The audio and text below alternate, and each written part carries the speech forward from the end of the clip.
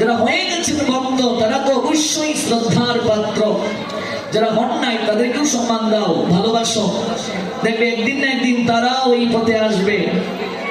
এই পথটাই তো শ্রেষ্ঠ পথ।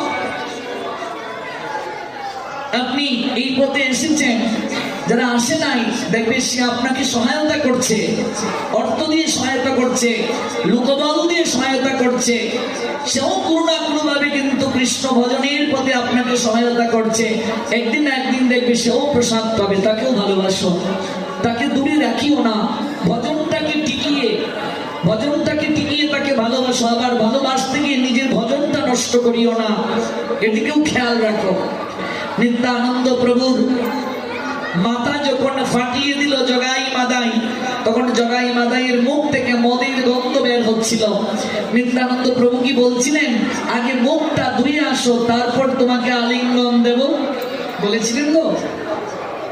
বলেছিলেন যে আগে মুখ ধুয়ে আসো, তারপর আলিঙ্গন দেব। অথচ সেই জগাই মাদাই পরবর্তীতে 1 লক্ষ হরিনাম না করে জল পর্যন্ত গ্রহণ করেন নাই। ভাবা যায়, অনুভব করা যায় কাকে উদ্ধারিবে প্রভু আছে তার মনে। প্রভুর মনের কথা প্রভু ছাড়া অন্য নাহি জানে। কার যে কখন চিত্ত পরিবর্তন হয়ে যায় কেউ বলতে পারে না।